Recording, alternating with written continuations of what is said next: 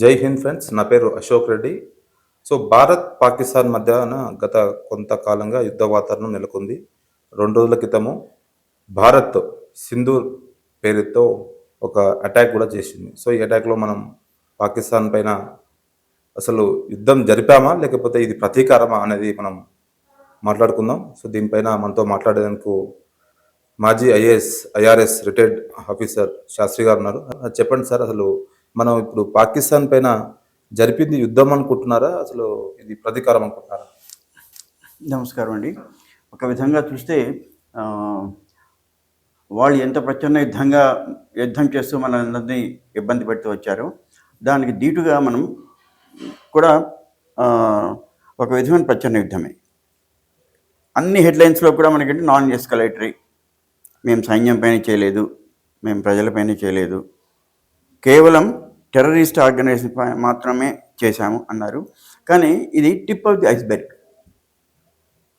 Titanic ఫిల్మ్లో చూశారు కదండి, దూరం నుంచి అతనికి ఇంత కనిపిస్తూ ఉంటుంది అది, కానీ ఐస్బెర్గ్ కింద చాలా విశాలంగా ఉంటుంది. దాన్ని కొట్టుకొని షిప్ రెక్ అవుతుంది. ఇక్కడ కూడా ఇది ఈ 9 ప్లేసెస్ లొకేషన్ అని చాలా స్ట్రాటజిక్గా సెలెక్ట్ చేసుకున్నారు. దీనివల్ల కొలాటరల్ డ్యామేజ్ లేదు అంటే మనకు కనబడే విజిబుల్ కొలాటరల్ డ్యామేజ్ అంటే పక్కన బిల్డింగ్స్ ధ్వంసం కావడం, లేకుంటే సివిలియన్స్ పోవడం, అలాంటివి లేకుండా చేశాము అన్నారు. ఇప్పుడు మనం విజువల్స్ చూస్తే ఊరికే పైకి మాత్రం బిఫోర్ బాంబింగ్ వాళ్ళ బిల్డింగ్ కనిపిస్తుంది, ఆఫ్టర్ బాంబింగ్ బిల్డింగ్ కనిపిస్తుంది. ఏదో మైనర్ డ్యామేజ్ అయినట్టుగా కనిపిస్తుంది. మరి 2-3 రోజులు రిపేర్ చేస్తే వీళ్ళు మళ్ళీ అక్కడికి వచ్చేస్తారేమో అన్నంత భ్రమ కలుగుతుంది. కానీ నేను అనుకునేది, వీళ్ళు కేవలం 4-5 వచ్చారండి. 26 మందిని మతం పేరేంటి అని చెప్పి అతి దారుణంగా చంపేశారు వాళ్ళ కుటుంబ సభ్యులు చూస్తుండగా. అంటే ఈ 4 దగ్గర ఉండే ఆయుధాలు ఏంటి? Metallic equipment, ammunition, advanced guns. ఇదంతా ఎక్కడి నుంచి, అంటే ఇంత ప్లాన్ ఎక్కడ? కరెక్ట్.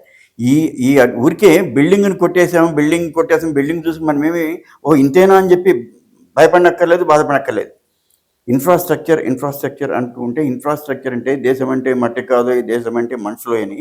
ఆ బిల్డింగ్ కాదు, కేవలం ఇన్ఫ్రాస్ట్రక్చర్ కాదు, దీని వెనక ఫైనాన్స్ ఎక్కడుంది, దీని వెనక ఈ గన్స్ కానీ ఇవన్నీ ఎవరు సప్లై చేస్తున్నారు? పాకిస్తాన్ ఉన్న పెద్ద మ్యానుఫ్యాక్చరింగ్ కంట్రీ ఈ యుద్ధ సామాగ్రి కాదు. మళ్ళీ ఎక్కడి నుంచి వస్తాయి వీళ్ళంతా? ఈ ఫైనాన్షియల్ ఎవరు? ఈ గన్ను సప్లై అవుతుంది. ఇవి కన్నా మనకు కాస్త క్లూ తెలియగలిగితే, ఎందుకంటేనండి ఇది ప్రెసిషన్ టెక్నాలజీ అనుకున్నాం కాబట్టి, not only for fixing the location.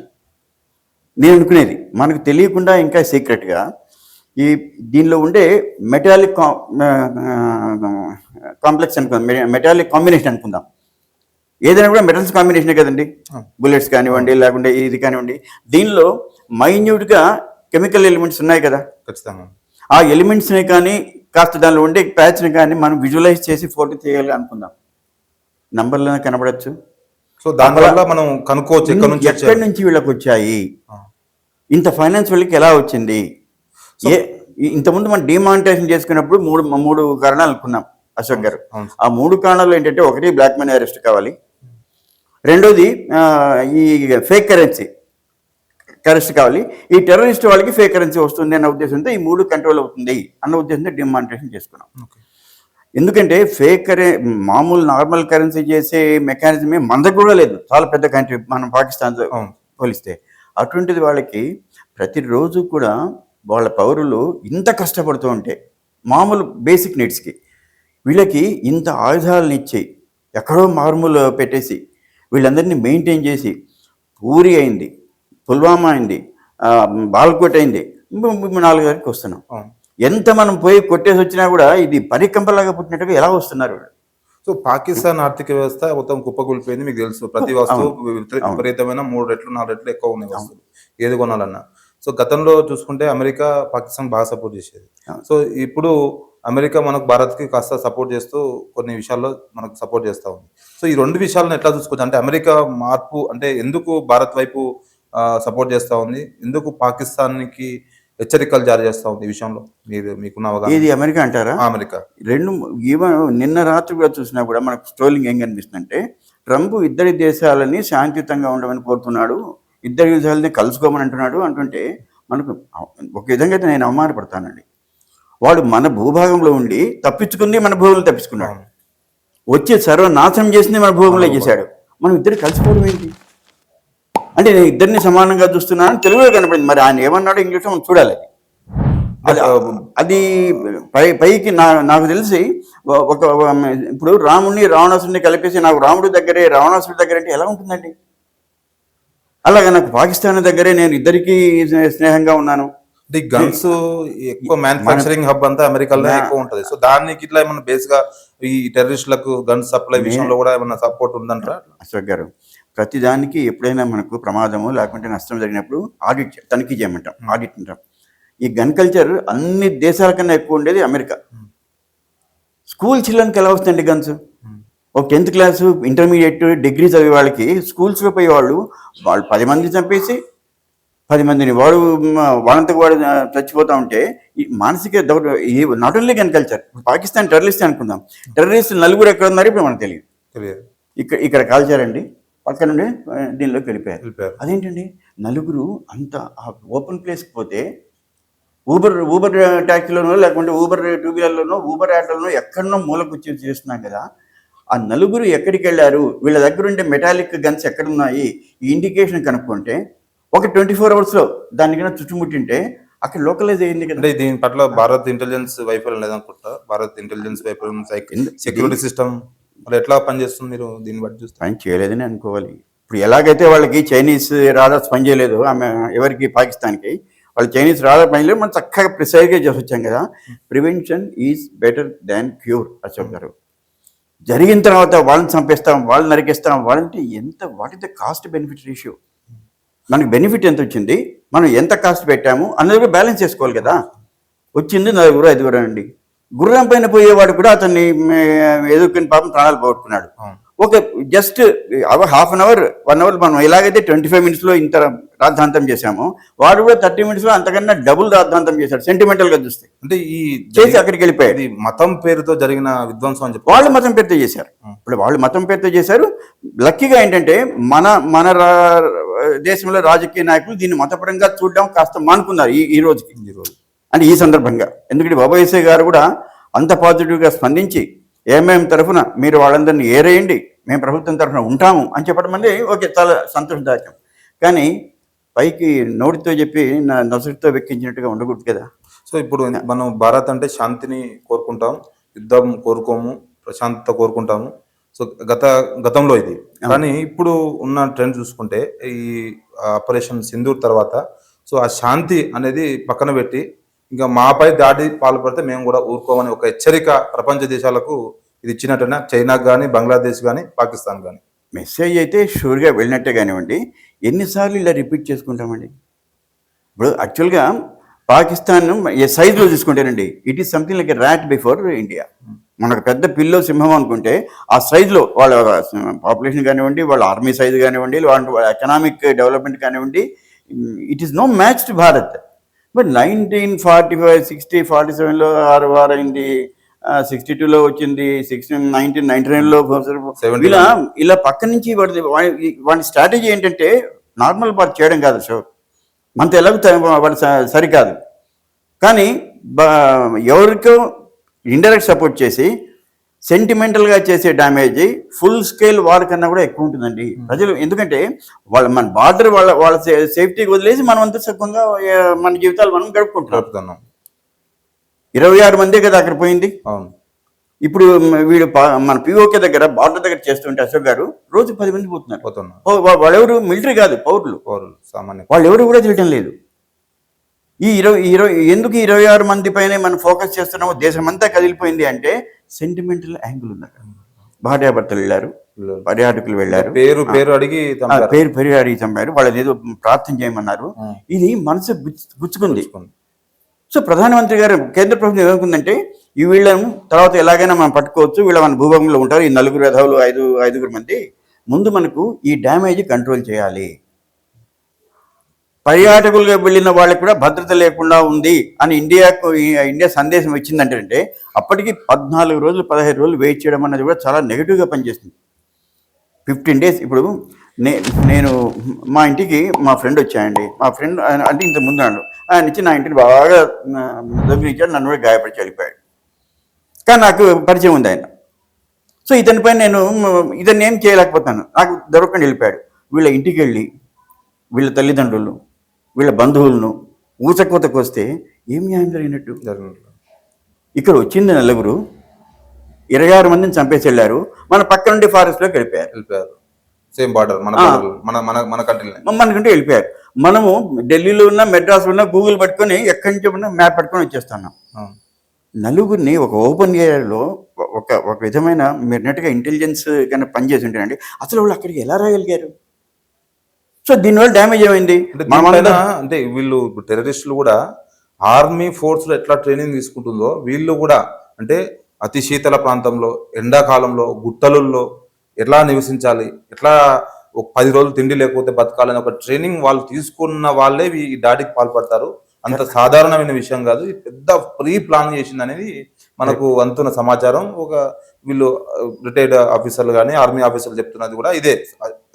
So దీన్ని ఎట్లా చూస్తారు మీరు అసలు? కాదు, ఇప్పుడు మనము సమాజంలో రిపీటెడ్గా ఎవరిని తప్పులు చేస్తుంటే రౌడీ షీట్ని ఓపెన్ చేస్తామండి, పోలీసు వాళ్ళకి తెలిసిపోతుంది. కాదు, ఎక్కడ అల్లులు జరిగినా కూడా వాళ్ళని ముందే అంటే ఇంకొక అల్లరి జరగక ముందే లోపలిస్తూ ఉన్నారు ప్రికాషనరీగా. ఆ సమాచారం ఎలా తెలుస్తూ ఉంది? ఎప్పుడో ఒకసారి వాళ్ళు చేసినప్పుడు అప్పుడు మూలాలుగా నాకు కాస్త వాళ్ళు గమనించి అరే వీడు రౌడీ షీటర్, వీడి పైన ఒక షీట్ ఓపెన్ చేయాలి. ఎప్పుడు ఏమైనా జరగబోతుంది అంటే ముందు వాడిని ఎత్తి లోపలేస్తే అది కొంచెం అల్లలు తగ్గుతుంది. అరే 3 సార్లు 4 సార్లు ఎన్నిసార్లు అయిందండి మనకు? ఊరిలో జరిగింది స్ట్రైక్ అనుకున్నాం, ఇంకోటి అంటే బాలకోట్ జరిగింది, పుల్వామా జరిగింది, ఇప్పుడు ఇది ఇంకొంచెం హయ్యర్ స్కేల్లో ఇది చేసాం. ఒకవేళ ఇది చేసిన తర్వాత దీనికి సోర్స్ ఏంటండి? ఎవరైతే యూత్ ఉన్నారో రాడికలైజ్ చేసి వాళ్ళ మైండ్ని కాస్త విషపూరితం చేసి రెడీ చేస్తున్నారు. అంటే గతంలో కన్నా ఇప్పుడు కాశ్మీర్లో మీరు అన్నట్లు తగ్గిముఖం పట్టింది యువత. అంటే వాళ్ళకు ఉద్యోగ అవకాశాలు, అక్కడ టూరిజం పెరగడం, కాస్త టెర్రరిజం వైపు తక్కువ చూస్తున్నారు. సో అంటే ఈ వస్తున్న ఆదాయం అంటే జమ్మూ కాశ్మీర్ డెవలప్మెంట్ కానీ దాన్ని చూసలేక ఓర్వలేకనే ఈ పాకిస్తాన్ ఇలాంటి చర్యలకు పాల్పడుతుందని మీరు అనుకుంటున్నారు? అంత సింపుల్ రీజన్ కాదు శంకరు. నేను I don't think it is as simple as that. మనకు ఎలాగైనా కూడా మనకు మెన్నడే ఓర్వలేకపోతాం అన్నది ఇళ్లలోనూ ఉంటుంది, సమాజంలోనూ ఉంటుంది. దానికైతే మన పాకిస్తాన్నే కేవలం తప్పు పట్టనక్కర్లేదు, ఆ ఎన్వియబుల్ ఫ్యాక్టర్ ఉంటుంది.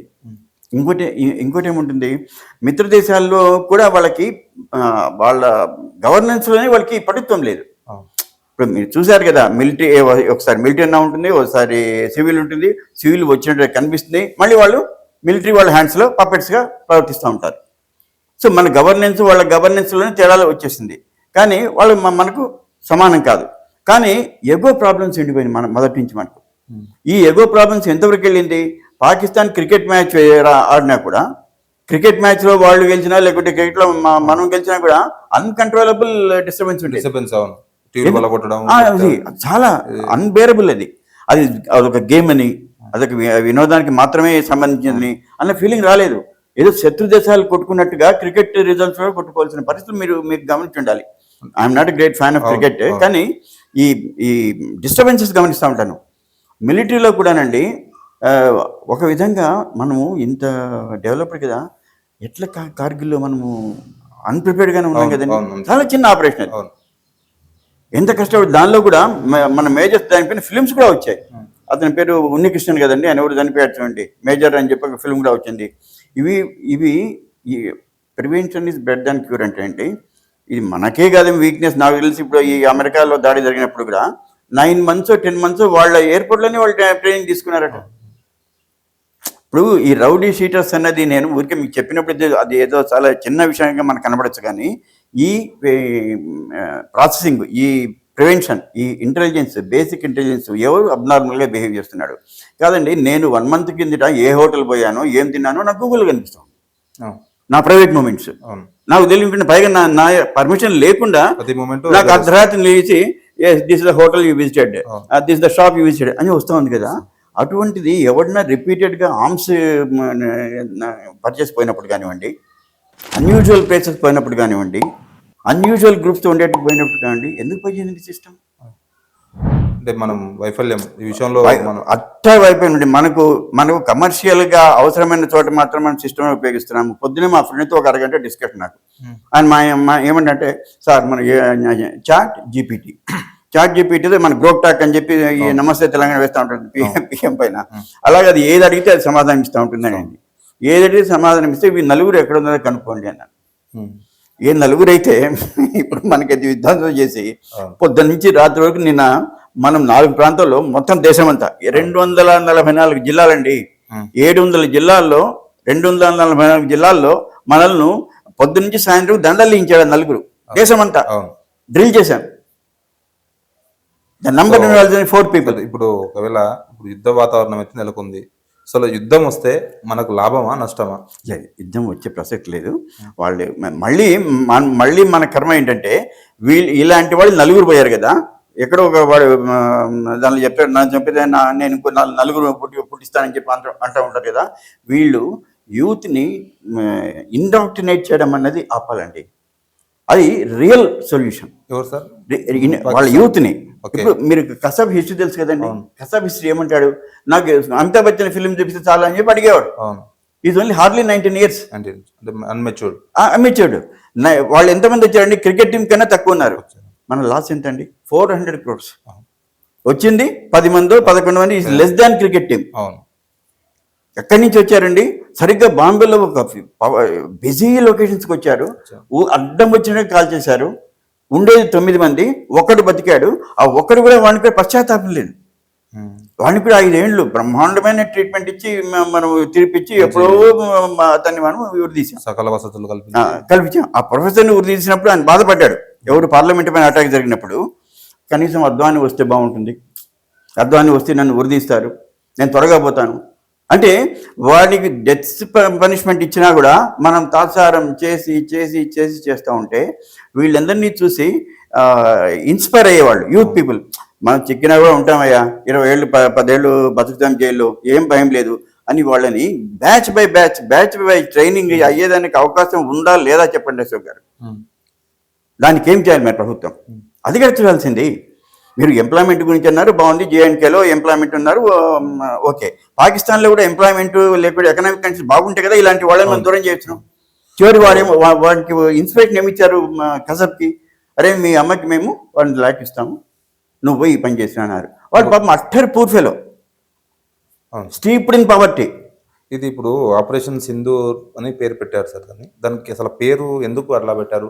దాని మీద భిన్న కథనాలు వస్తున్నాయి. ఇది వేదకాలం నుంచి వచ్చిన పేరు, లేకపోతే ఈ కాశ్మీర్లో మొన్న పల్గాం ఘటనలో చనిపోయిన అమ్మాయిల భర్తలు అలా సింధూరం తెడిపించారు, సో తూడిపించారు. సో దానికి అనుగుణంగానే ఈ పేరు పెట్టారని ఒక వార్త అయితే మనకు అవుతుంది. దీన్ని మీరు అంటే సింధూర్ అనే ఎందుకు పేరు పెట్టారని మీరు మీ ఆలోచన ఏంది, మీ అనాలిసిస్ ఏంది?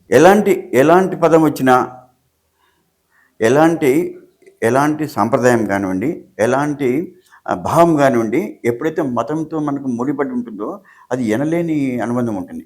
పేర్లు పెట్టడం అంటారా? ఒక చిన్న ఎగ్జాంపుల్ చెప్తాను. మా ఫ్రెండ్లో ఎలక్షన్ రెడ్డి అని అతని పేరు ఉండేది. ఎలక్షన్ రెడ్డి ఏంటంటే ఎందుకు ఎలక్షన్ రెడ్డి అని చెప్పి పెట్టారు అంటే వాళ్ళ ఫాదర్ దానికి ఒక కారణం చెప్పాడు. ఎందుకని? అతను ఎలక్షన్స్ ఫస్ట్ డిక్లేర్ చేసినప్పుడు ఆయన పుట్టాట, అందుకని వాళ్ళకి ఎలక్షన్ రెడ్డి అని పేరు పెట్టాట. ఆయన ప్రజాస్వామ్యం అంటే చాలా ఇష్టం. ఇప్పుడు సింధూర్ అంటే అక్కడ మోసపోయిన, అక్కడ పాపం బాధపడిన వాళ్ళందరూ ఆడవాళ్ళండి. నెంబర్ 1. నెంబర్ 2, వీళ్ళు ఏమంటున్నారు, మిమ్మల్ని నేను ప్రాణాలతో వదిలేస్తున్నాను, మీ భర్తలు పోతే మీ జీవితం ఎలా ఉంటుందో, మీరు హిందువులు కాబట్టి మీకు మంగళసూత్రం లేకుంటే ఎలా ఉంటుందో ఆ బాధ మీకు తెలుసు, అది పోయి మీ యొక్క నాయకుని చెప్పండి అని పురికొల్పడం. ఇది almost they have hurt hour sentiments. మన గుండెల్ని పిండేసినట్టుగా వాళ్ళు మాటలు చెప్పారు. సో ఇంకోటి సార్, ముస్లిం సంప్రదాయాల్లో చూసుకుంటే అంటే ఇప్పుడు మన ఆపరేషన్ సింధూర్లో 2 లేడీసే మన భారత్కు సంబంధించిన ఆర్మీ వాళ్ళే వెళ్ళి దాడి చేశారు, చేశారు. సో ఎందుకు మహిళలను ఎంచుకున్నారు అంటే దీని వెనక ఏమైనా కోణం ఉందా? అంటే ఒకవేళ వాళ్ళ ముస్లిం సంప్రదాయం ప్రకారం ఒక మహిళ చేత చంపబడ్డ పురుషుడు మీదికి అల్లా దగ్గరికి వెళ్ళాడు, అది నరకంలోకి వెళ్తారనేది ఒక వాదన ఉంది. సో దీన్ని ఎట్లా చూస్తారు? అంటే ఆ యాంగిల్లో ఈ అటాక్ చేసినట్లా కాదండి. వాళ్ళ మతాచారాల్లో కానీ మత సిద్ధాంతాల్లో కానీ విచిత్రమైన ఐడియాస్ ఉంటాయి.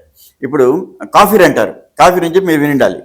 కాఫీర్ అంటే కత్తి పెట్టి వాళ్ళు మనల్ని చంపేస్తూ, నేను నీ ఆత్మను నీ పాపాల నుంచి నేను రప్పిస్తున్నాను, నీ మంచి కోసమే నేను చంపుతున్నాను అని చెప్పి మనల్ని చంపుతాడు. వాళ్ళ బిలీఫ్ ఎలా ఉంటుందంటే, ఒకరిని ఎదురుగా చెప్పి మనిషి చెప్పి నిన్న అయ్యా నువ్వు చాలా పాపాత్ముడివి, నువ్వు మంచి లోకాలకు వెళ్ళాలి, అందుకని నేను చంపేస్తున్నాను, కాఫీర్స్ అనో లేక మా నాన్ బిలీవర్స్ అంటారు వాళ్ళని. అలాగా ఇప్పుడు మీరు అన్నట్టుగా అది ఎలాగైతే వాళ్ళు మన మతంతో ఆడుకున్నారో, నీకు సింధూరం జరిపేస్తున్నాను అంటే ఒక విధంగా అది దానికి పర్యాయ పదం కదండి. భక్త పోయాడు మంగళసూత్రం లేదు అంటే దానికి పర్యాయం సింధూరాన్ని చెరిపేయడమే. దాని పక్కన మన బొమ్మ కూడా అదే వేసుకున్నాం. సో వాళ్ళకి మీరంటే డేట్గా వాళ్ళకి మ్యాచింగ్ ఐడియా ఉంది కాబట్టి ఒక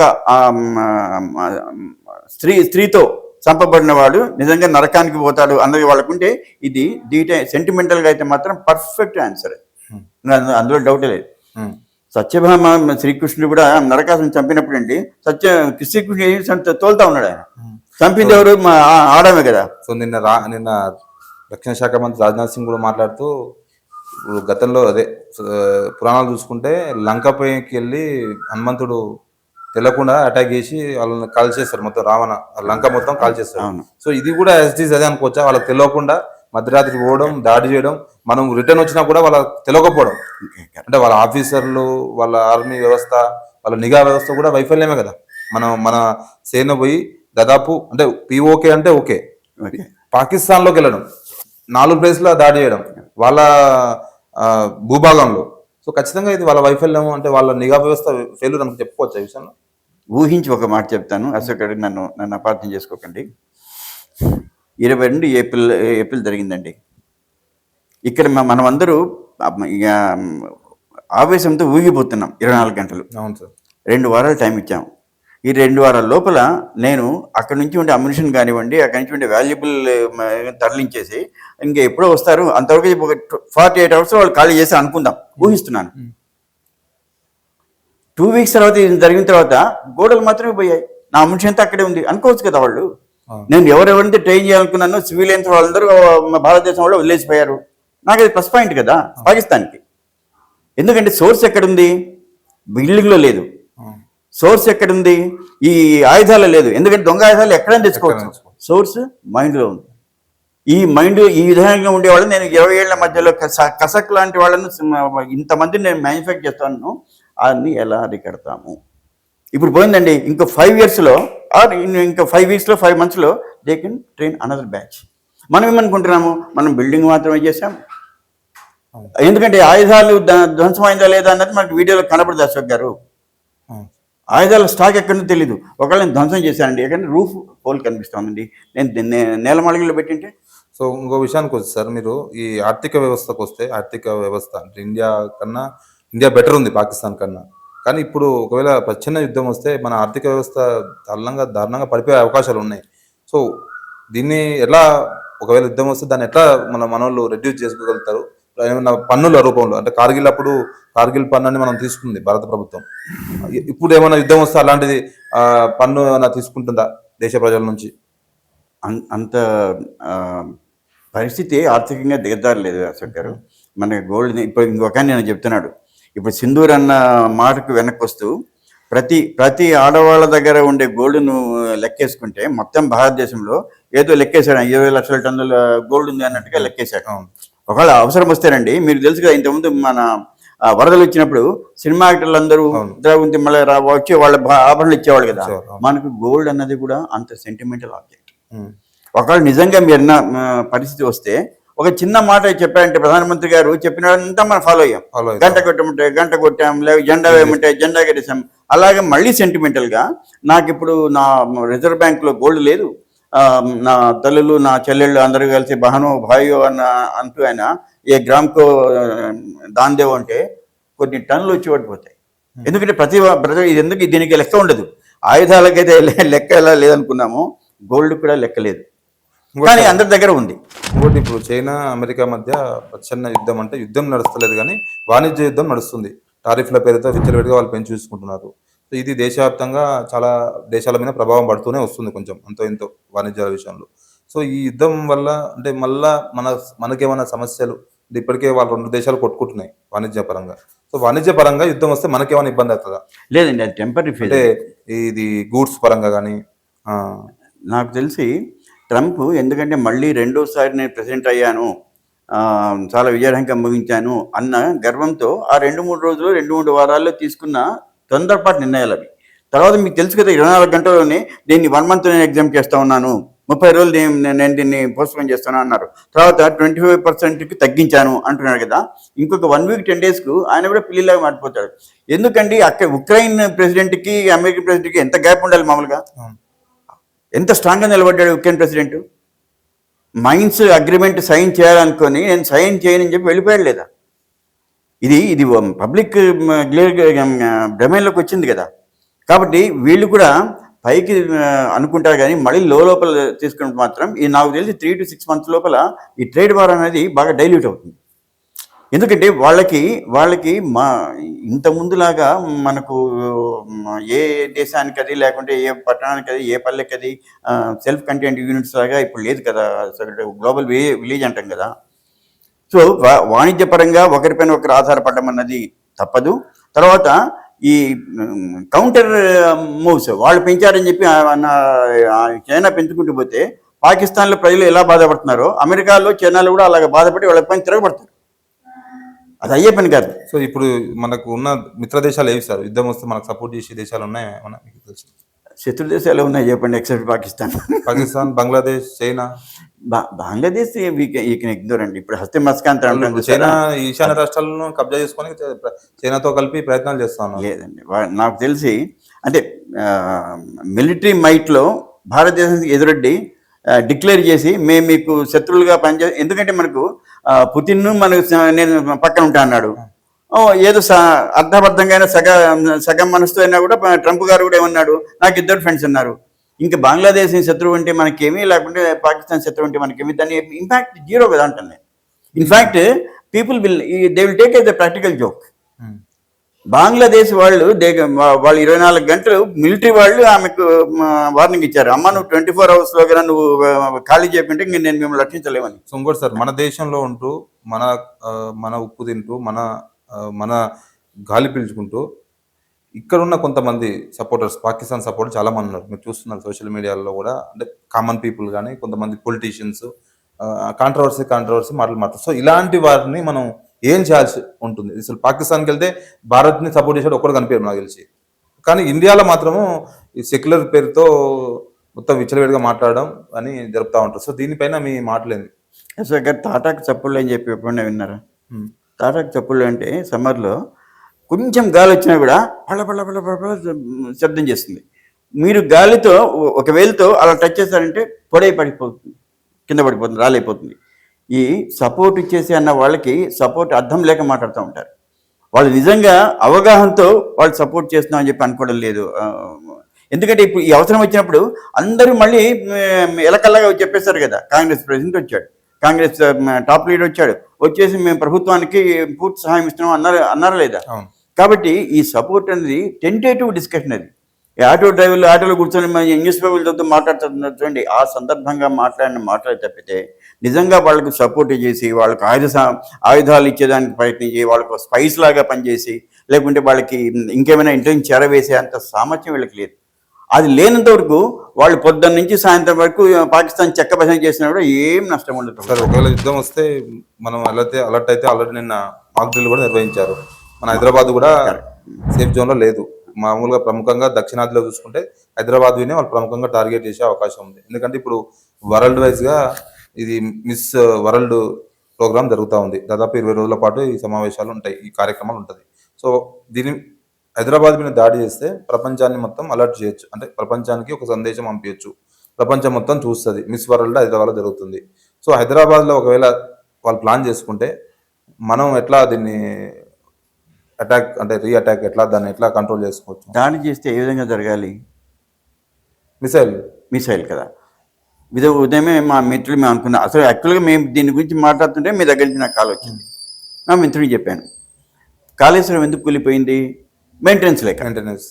వీళ్ళ రాకెట్ కూడా ఎలా ఉందంటే మెయింటెనెన్స్ లేదు కాబట్టి అశోక్ గారు ఇలా వదులుతూనే యూటర్న్ కొట్టి మళ్ళీ అలా పడుతుంది పాకిస్తాన్. అంటే వాళ్ళ దేశం మెయింటెనెన్స్ లేదు, దానికి డబ్బులు లేవు. కాళేశ్వరం యొక్క పరిస్థితి, పాకిస్తాన్ యొక్క మిసైల్ పరిస్థితి అలాగే ఉంది అశోక్ గారు. ఇలా ఇలా వదులుతూనే ఇక్కడే దాని ట్రాక్ తప్పి ఇలా వచ్చి మళ్ళీ వదిలి వాడి పైన పడుతుంది. మీరు బూమరంగ్ అంటే చూసారా? ఆస్ట్రేలియాలో ఒక ఆయుధం ఉంది బూమరంగ్ అంటే, ఇలా వేస్తే గాలికి వేస్తే అక్కడికి వెళ్ళి మళ్ళీ నాకు రిటర్న్ అవుతుంది.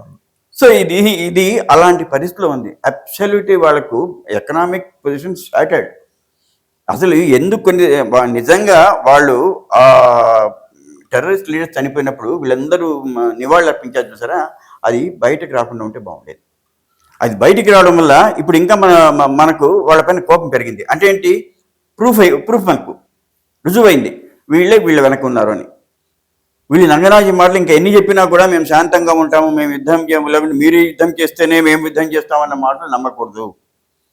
అసలు ఇప్పుడే చెప్పాను కదండి, మీరు మానసిక ఆలోచనలను, వాళ్ళ యంగ్ బ్యాచెస్ని ట్రైనింగ్ చేసే సత్తాన్ని కానివ్వండి, ఆ రిసోర్సెస్ని, ఆ అవకాశాలని కూడా బంద్ చేయకుంటే ఇది మళ్ళీ ఇప్పుడు 29 పైన చేశాము, ఒక 6 నెలల తర్వాత, సంవత్సరం తర్వాత 18 కేంద్రాల పైన చేయాల్సి ఉంటుంది.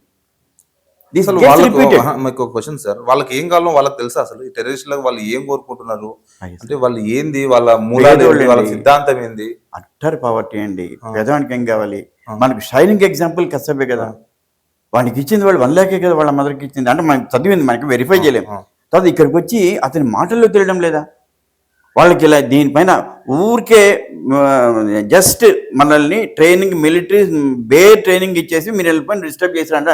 స్ట్రీట్ రౌడీస్ ఎలా ఉంటారో అలాగే ప్రిపేర్ చేసి పంపించారు. ఇంకా స్ట్రీట్ రౌడీనే కదా వాడు. వీళ్ళు గన్నులు ఇస్తారు. ఒక గన్ను నా దగ్గర ఉంటేనండి, ఐ కెన్ థ్రెటన్ 1000 పీపుల్. లేకుంటే నా పవర్ లేదు కదా. He's almost street rowdy. వానికి ఏదో 5 కోట్లు ఖర్చు పెట్టి మనం 5 ఏళ్ళు వాడిని జైల్లో పెట్టాము, ఎందుకంటే మనం పెద్ద ఇంటర్నేషనల్ లాని ఫాలో అవుతున్నామని చెప్పి సిగ్నల్ ఇవ్వాలి కాబట్టి. మీరు వాళ్ళకు భావాలు ఏంటంటే, ఇది నేను చెప్పేది ఈ మైండ్లో ఉంది అని చెప్పాను చూసారా, అది కూడా ఐడియాలజికల్ కంటెంట్ కాదు. మైండ్లో ఏం చేస్తారంటే అబ్సల్యూట్లీ ఎంప్లాయ్మెంట్ లేదు, పేదరికంలో మగ్గిపోతున్నారు. మనము కొంచెం వాళ్ళ ముందర మనం దాయాదులు అంటూ ఉంటాం కదా, వాళ్ళకన్నా చాలా బెటర్గానే ఉన్నాం. ఒకేసారి ఇండిపెండెన్స్ వచ్చింది, పోరాడి వాళ్ళ జిన్నా గారు దేశానికి కావాలన్నారు. పాపం గాంధీ గారు ప్రాణాలు వదిలాడు, దీన్ని మనం డివైడ్ చేయకూడదు, కలిసి ఉండాలని. బలవంతానే ఇండియా పాకిస్తాన్ అంతే కదండి. ఆయన అసలు డివైడ్ కాలేదు అనుకో, డివిజన్ కావద్దు అనుకున్నాడు కదా. మీరు ఒక్కసారి గాంధీలో ఒక సీన్ గుర్తుపెట్టుకోండి. దీనిపైన డిస్కషన్ వచ్చినప్పుడు వాళ్ళు అడుగుతారు గాంధీని అంటే నెహ్రూ డివిజన్ కావాలని అడుగుతాడు. జిన్నా డివిజన్ కావాలంటే నాకు యునైటెడ్ ఇండియానే కావాలి అంటే, అట్లయితే నన్ను ప్రైమ్ మినిస్టర్ చేయంటాడు. ఎవరు? జిన్నా. అప్పుడు గాంధీ నెహ్రూ పక్కన చూస్తాడు, can you sacrifice your PMship for Jinnah అని. ఆర్ఎస్ఎస్ కానీ బీజేపీ నాయకులు మాత్రం అసలు గాంధీ నెహ్రూ వల్లనే దేశం విడిపోయింది, వాళ్ళు లేకపోతే మతం పేరుతోనే విడిపోయింది కదా. ఇది హిందూ రాజ్యం, అది ముస్లిం రాజ్యం కింద సపరేట్ అయ్యింది. కానీ ఇక్కడ ఇట్లనే ఉన్నారు, అక్కడ మాత్రం ఓన్లీ ముస్లింల రాజ్యం నడుస్తుంది. సో చిన్న ఎగో ప్రాబ్లం అండి. జిన్నా కన్నా ప్రైమ్ మినిస్టర్ ఇప్పించుంటే ఇది డివైడ్ కాదు. ఓపెన్గా చెప్తాడు Jinnah, if you don't want division make me PM అంటే నెహ్రూ వల్లనే అయిందంటారు. అంతే. నెహ్రూ సాక్రిఫైస్ చేయలేకపోయాడు. నెహ్రూ యొక్క రియాక్షన్ తెలిసిన మీరు కాబట్టి చూడండి, ఒక ప్రధాని పోస్ట్ కోసం ఒక దేశం విడిపోయింది. అంతే, it as simple as that. అతన్ని ఏడుస్తూ ఒక మాట అంటాడు నెహ్రూ. ఏమంటాడు తెలుసిన అండి? వాట్ అబౌట్ ద పీపుల్ బాబు, what about the people outside, what do they think if Jinnah becomes prime minister అంటే ఇచ్చేసే అనేది రాలేదు నిజంగా. ఎందుకంటే వాళ్ళకు అప్పుడు తెలియని మాట అంటే అతను he was suffering from lung cancer. ఎవరు? జిన్నా. నిజంగా ఇచ్చేసి ఉంటే 2-3 ఏళ్ళు వాడు చచ్చిపోయిండు. 3 ఏళ్ళు చచ్చిపోయాడు. 3 ఏళ్ళు కన్నా వాడిని పిఎం చేసింటే 18 ఏళ్ళు ఉన్నాడు ఆయన నెహ్రూ. ఈజీగా ప్రధానమంత్రి అయిపోయిండేవాడు. మనకు ఈ దాయాదుల పీడ ఉండేది రోజు నిత్యం. So thank you very much sir, మంచి విశ్లేషణ అందించారు. సో ఇది ఓవరాల్గా ఈ రోజుకు సంబంధించిన సబ్జెక్ట్. మరి చూడాలి భారత్ ప్రభుత్వం ఏ నిర్ణయం తీసుకుంటుంది, దాయాదిపై యుద్ధం చేస్తుందా లేదా. సింధూర్తో ఒక ఆపరేషన్ చేపట్టింది, అందులో సక్సెస్ అయ్యారు. సో మరి ఈ యుద్ధం జరుగుతుందా లేదా అనేది మాత్రం మనం భవిష్యత్తులో మనకు తెలిసే అవకాశం ఉంది.